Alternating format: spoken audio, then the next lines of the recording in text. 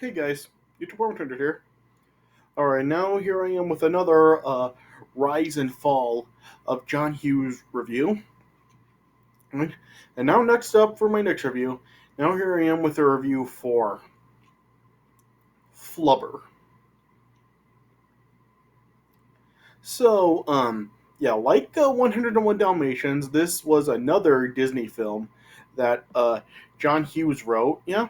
And, yeah, and interestingly, it, like 101 Dalmatians, this really was like this film was actually under the same production company. Like it was, of course, like from Disney, but yeah, it was also like it was also like from Great Oaks Productions. So yeah, so I found it like interesting that both the 101 Dalmatians and this film were actually like under the same production company. Yeah. And also, like 101 Dalmatians, this film was once again a remake, though it wasn't a remake of an animated film like 101 Dalmatians was. Yeah, this film was a remake of Disney's 1961 uh, movie, The Absent-Minded Professor.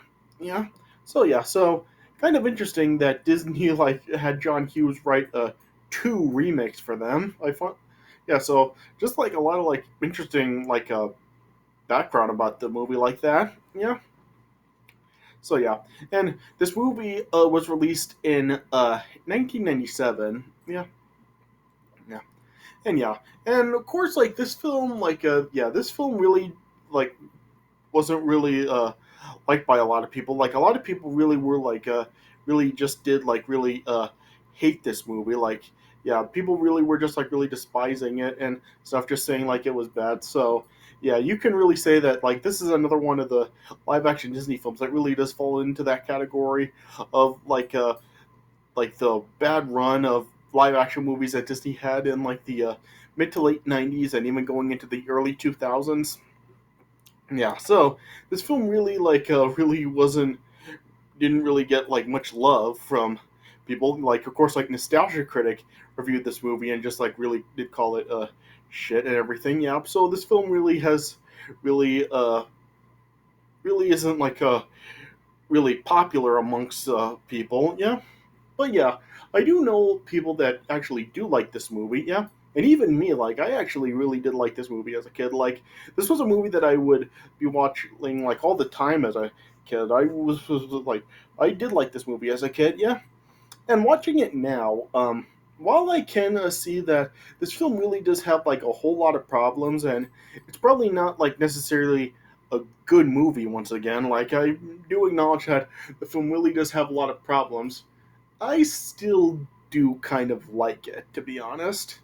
I mean, yeah, like I said, I do like see the problems that this film has. Like, it really does have like a whole ton of problems, and yeah, and it can get like pretty stupid throughout.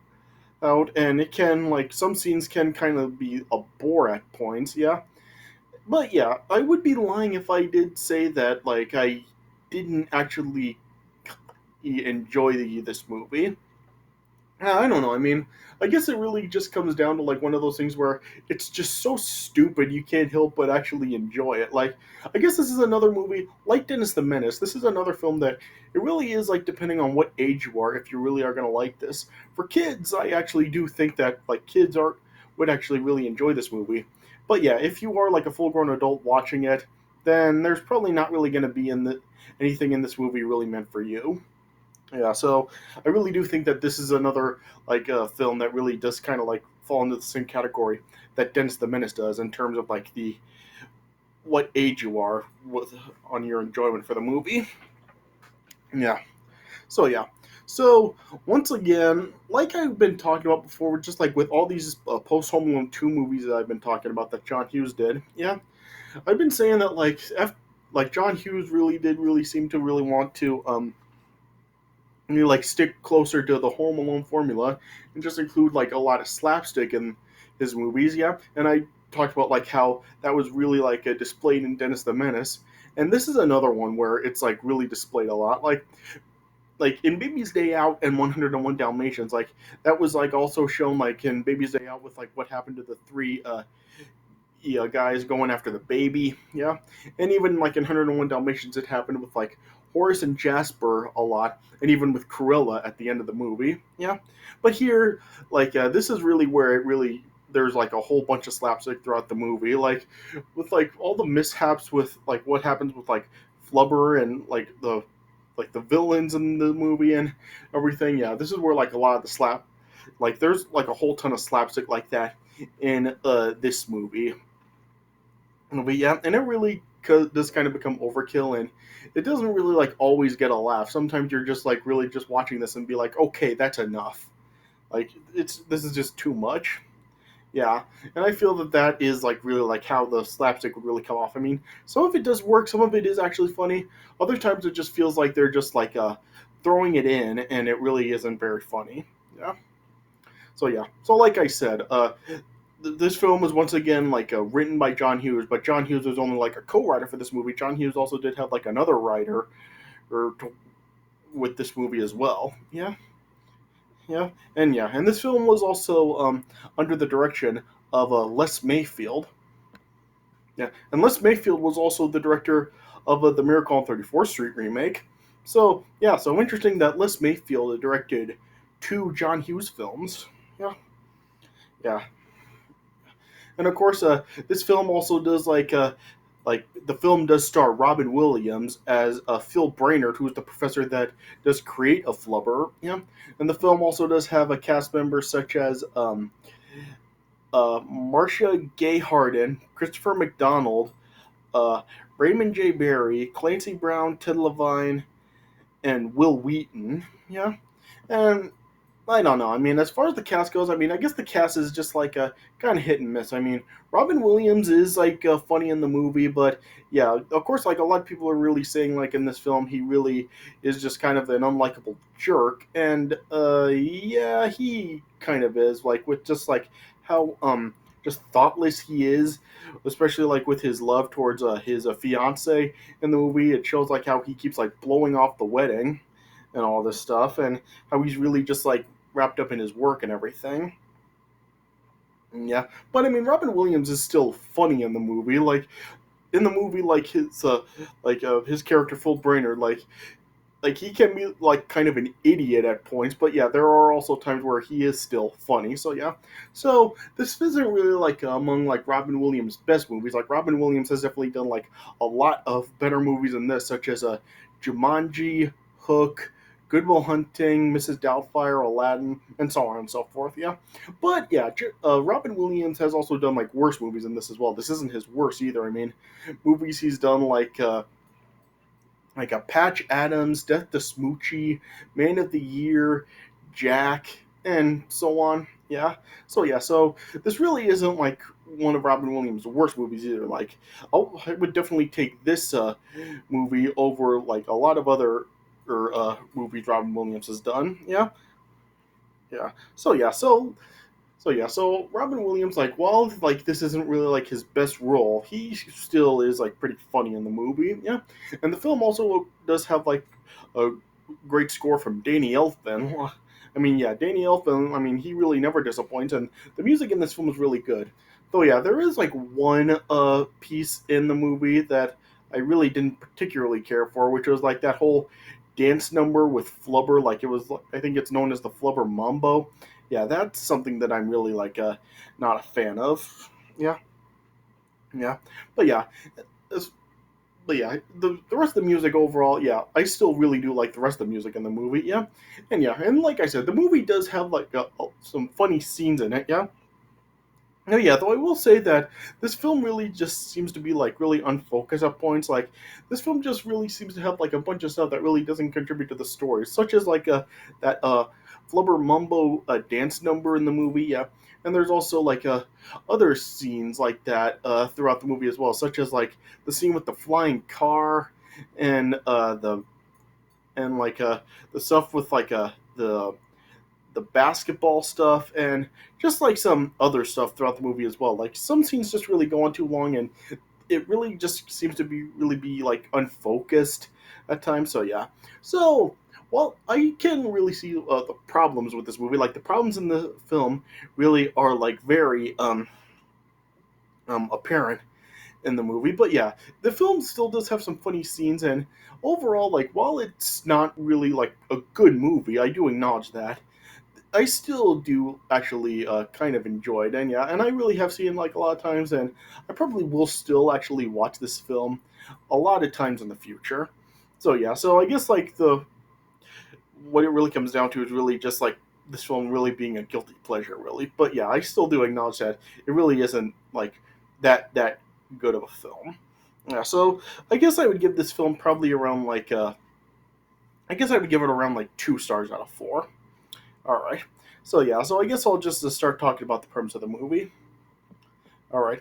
So yeah, so so it shows that like Phil Brainerd, who's Robin Williams' character, is like a chemistry professor at Medfield College, and it shows that like Medfield College is like really like facing a closure because like they're like having like financial troubles, and one of the sponsors of the college, Chester Honecker, is actually threatening to close it. So Phil is really like trying to really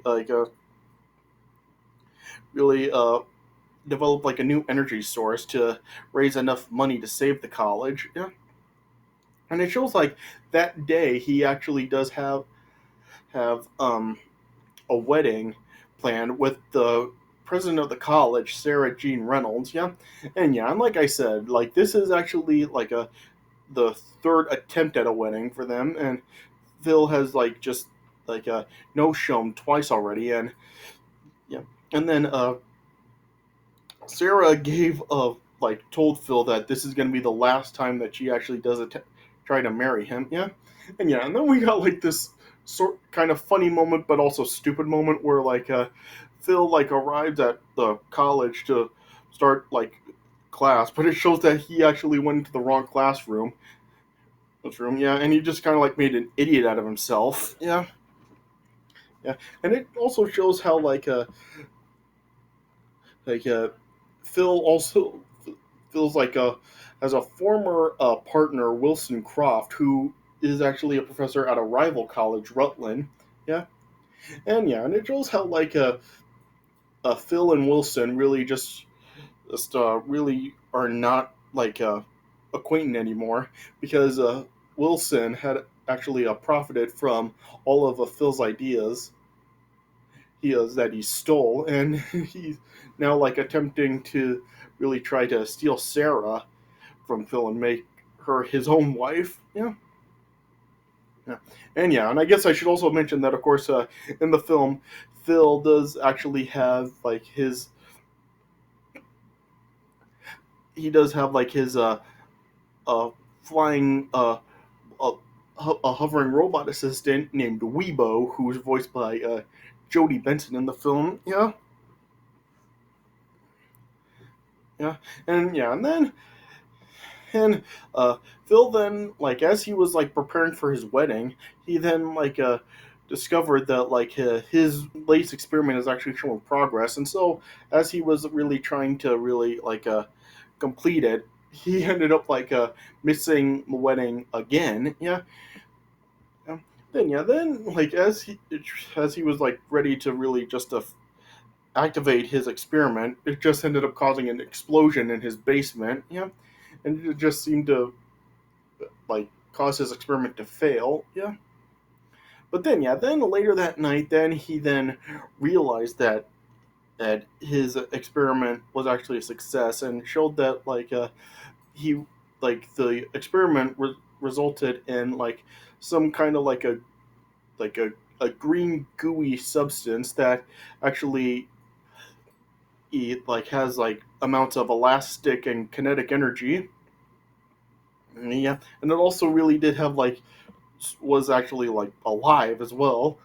Yeah, and yeah, it showed how like Phil was just bouncing it like all over the place, and then as he was trying to take a picture for it, as Weibo like took a picture, the camera flash just ended up like causing it to go crazy, and then just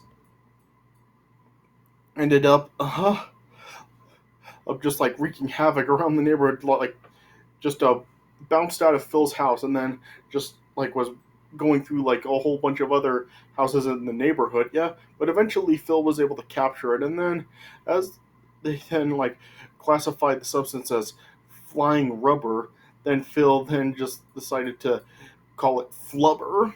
Yeah, yeah, yeah. But then yeah, then the following morning, as Phil was like continuing to test Flubber out on like a gamma radiation and stuff, then he then like realized that he actually missed his wedding. And then yeah, then as he was trying to like go to Sarah to try to explain things to her, Sarah really just wasn't listening because she was just so hurt at Phil leaving her at the altar again. Yeah, and as he was trying to show her a Flubber, like it just showed like whenever Sarah looked at Flubber, Flubber just appeared as just like normal like green goo, who and wasn't actually showing like any like signs of being alive until uh, as she was looking at it. But as she like turned around, that was when the flubber was like showing like life forces. Yeah, and yeah, then as Phil attempted to demonstrate flubber to Sarah, it ended up going wrong. Yeah, yeah. Then it showed how like the son of the Medfield College sponsor, Chester Hoenicker, who was played by Raymond J. Barry. Yeah, his son Bennett, who was played by Will Wheaton, like told him how because Bennett is actually a student at Medfield. He was just telling his dad how Brainerd flunked him in chemistry, and Hoenicker was like upset about that, just really unhappy because like the part of the agreement for the loan that he gave to the college was so Bennett could get straight A's. Yeah, and so and he really like wanted to really like get Bennett's grade changed to an A. So then he decided to send his two of his goons, Smith and Wesson, and yeah, and you get the joke there, Smith and Wesson, yeah, who were played by Clancy Brown, who of course is the voice for Mr. Krabs on SpongeBob, and Ted Levine. He sent them over to Phil's house to try to get something on him to persuade him to actually change Bennett's grade. Yeah. And then, yeah, then that night, as they went to Phil's house, it showed how Phil was continuing to experiment with the flubber. He made like a crystal substance out of the flubber, then added it to a hand cream, and then tested it on like a golf ball and a bowling ball, which both like after he did, they like bounced all over the room, and then the golf ball hit Smith in the head, and the bowling ball hit Wesson in the head. Yeah. Yeah. Then it also showed how Phil also made like a fluid flubber substance and then just had it in like a spray bottle, and then he sprayed it on the ground just like right outside of his basement window to keep the balls from actually bouncing. Well, to keep them actually bouncing. Yeah, yeah. Then it showed like how as Smith and Wesson attempted to flee, they then ended up like jumping right on the part of the ground that the spray was on, and they ended up uh, just like bouncing into like a tree right outside of a neighbor's house. And yeah, then it showed like there was like in the house there was like this timid kid who was like really kind of afraid of everything. And then yeah, then as Smith and Wesson like fell into the tree, the kid just ended up like running away screaming. Yeah, yeah. Then Phil eventually then like added like the piece of the gamma radiation with the flubber into his car under the hood, and that like allowed his car to actually be able to fly. Yeah. And so then yeah, Phil and Weeble then took the car out for a flight, and yeah, and then it just showed how they were flying like very high into the air here and stuff, and it really like went on for a while. Yeah. Then yeah, then eventually then like Phil then arrived at Sarah's house and was just spying, showing that like Wilson was now dating Sarah. Yeah. Then yeah, then they made a bet because that week uh, the Medfield and Rutland basketball teams were going to be playing against each other. So uh, they made a bet that like if Medfield wins, Sarah would take Wilson out to dinner. But if Rutland wins, then Sarah would go with Wilson to the mountains for a weekend. Yeah, and then as Bill was just like watching us, Wilson was leaving. Then he just threw an apple that hit Weston right in the head and caused him to fall down. Yeah, and I guess that's something else that is like really kind of like silly and dumb about the movie. How like just there's like pratfalls like all over the place in this movie, and just like nostalgia critics said, like not everything results in a pratfall. Yeah, so that's real dumb. Yeah, yeah. Then later on, as Phil and Weibo arrived back home, Weibo then attempted to confess the love that she had for Phil, but yeah, Phil was just like shrugging her off as a computer. Then as Phil went to bed, then Weibo ended up like secretly creating like a holographic human version of herself to try to win him over. Yeah. Then as like a Weeble then created like the hologram him.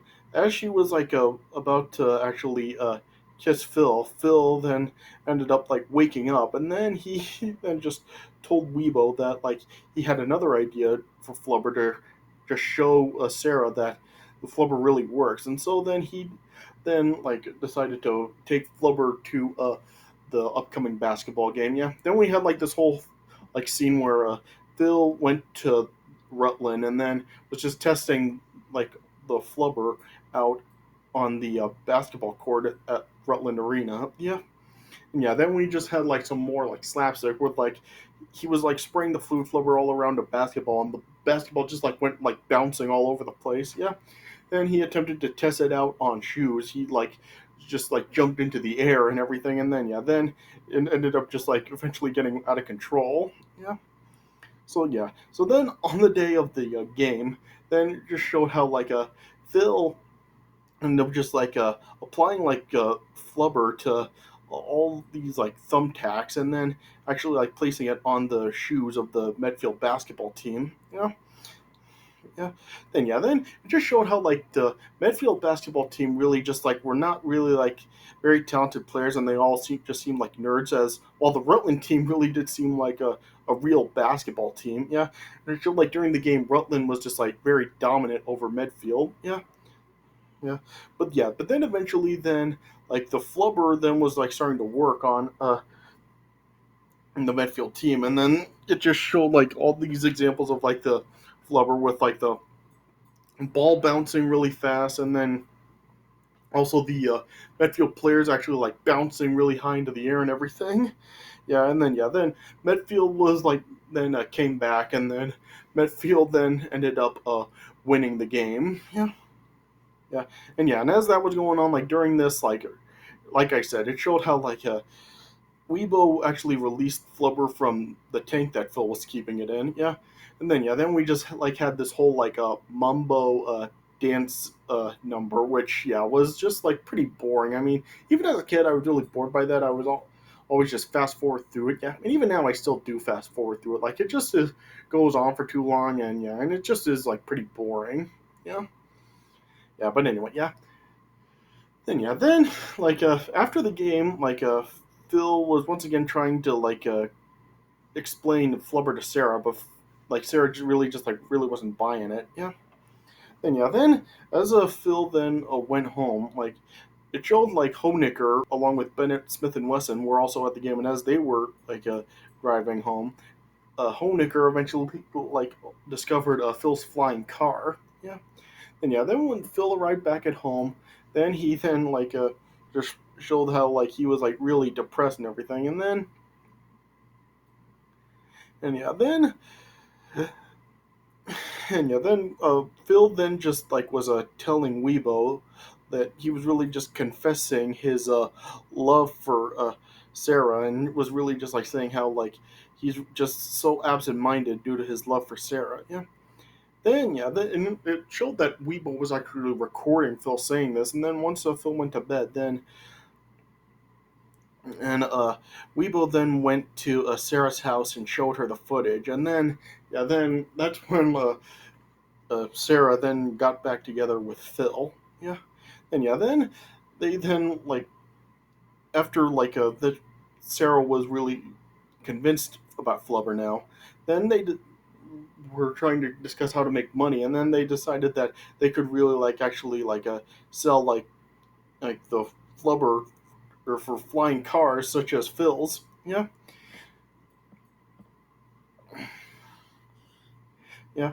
And so then then Hoenicker then eventually confronted Phil and Sarah and really offering to buy the uh, the Flubber from them, but they refused to do it. Yeah. Then yeah. Then one night, then Smith and Wesson then broke into Phil's house to try to steal Flubber.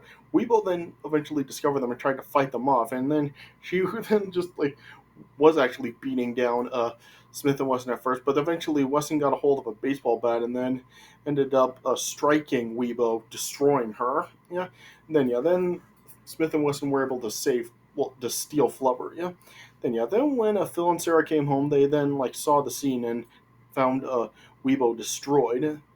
Yeah, then it showed like right before Weebo like totally shut off, like her her screen ended up reading like Stork before then shutting off. Yeah,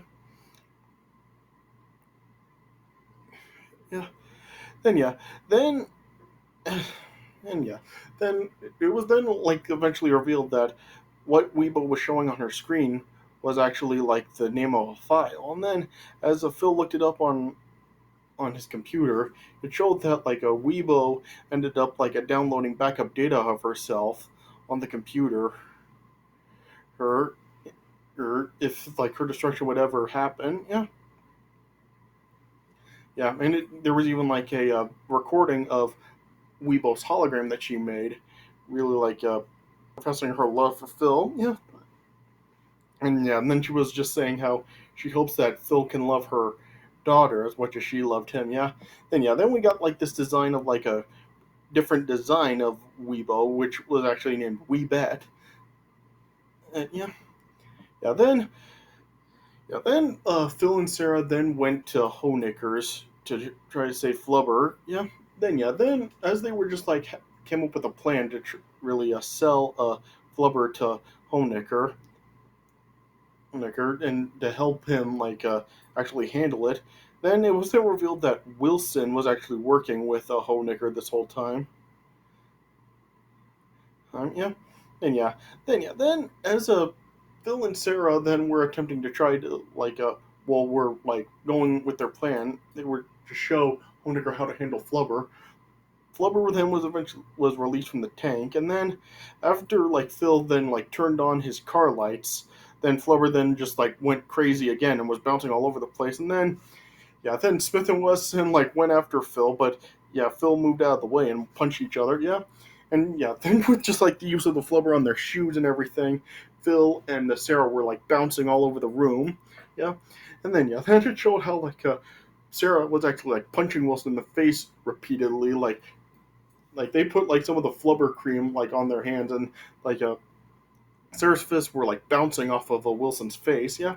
Then at one point, like Bennett attempted to throw an ashtray at Phil, but Phil had like some of the flu flubber sprayed on his butt. Then the ashtray bounced off his butt and went right back into Bennett's face. Yeah. Then and Sarah then just threw flubber right at Honigger, knocking him through a window. Yeah. Yeah. Then the flubber then eventually just like went right into Wilson's mouth, and then just like went all like down his body, and then eventually then like ended up just like being like farted right out of Wilson's butt. Yeah. Yeah. So I mean, seriously, this is coming from John Hughes. Like this kind of stuff. Oh man. Yeah. But then after like you're defeating Hoenicker, Wilson, and everyone, then it showed then how Phil and Sarah then were able to raise the money to save the college, and then it showed then they had a successful wedding and through video with Phil still like working on an experiment at home, but he was able to actually be there virtually through Weebet. Yeah, yeah. Then it showed like the film ended with them like flying in the car to Hawaii for their honeymoon. It showed Flubber and Weebet were there with them, yeah, and it showed that timid kid was like on a plane right next to them, and Flubber like ended up like flying toward the plane window, getting stuck to it, and then went back to the car. Yeah, and yeah, then it just ended with like Weebet just like making a bunch of complaints about Flubber, saying that she's not sharing a room with him and gross bouncing all the time, and if it's hot in Hawaii, she hope he melts. Yeah, and that's how the movie ended. So yeah, so there are funny moments in this movie, like I said, but yeah, a lot of it just seems like it's really unfocused, and yeah, and once again, just like as you're watching this, like you really are thinking like this is really is John Hughes with moments like I said, just the when Wilson farted Flubber out, and just like some other immature humor like that throughout this movie. Yeah.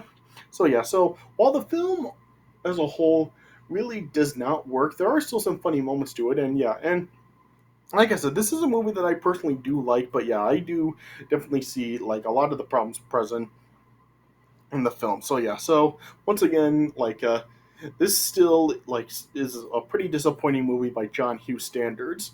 So yeah, so I'm not really sure if really to actually recommend this movie because yeah, like I said, like if you're a grown adult, then you probably really are not gonna like this. But yeah, this is another movie like Dennis the Menace where if you are a kid, then you probably will get some enjoyment out of it. So yeah, so it really comes down to age on whether or not you really are gonna enjoy this movie. Yeah. But yeah, there are definitely like a lot of problems with it. So yeah, so like I said, I give this film 2 stars out of 4. All right. So I guess that's all I can really say about it. All right. So yeah, so this is from my review of Flubber. So I hope you guys did enjoy this movie. Yeah. But yeah, then with like all of these films that John Hughes had been doing since Home Alone 2, like all these movies and just like he was trying to follow like the Home Alone formula with like all the slapstick, and it really just like I said before, it just really wasn't working for him, and it really just like ended up backfiring for him, and with the movies really not succeeding and really being that good. Yeah, after like all these failures for John Hughes, then he I guess he finally just ended up breaking down and going right back to the drawing board with it and returned to the Home Alone franchise to write another movie. so yeah, and that would occur like that film came out like a month after Flubber did. So yeah, and of course, like we know what that film is. That would of course was Home Alone 3. So yeah, so that will be coming up next. So up next I'll be finishing off these John Hughes Rise and Fall of John Hughes reviews with my review of Home Alone 3. So yeah, so that's going to be coming up next as the finale for these reviews. So stay tuned for that coming up. All right, but I hope you guys did enjoy this review. So thanks for watching, and I'll see you guys later.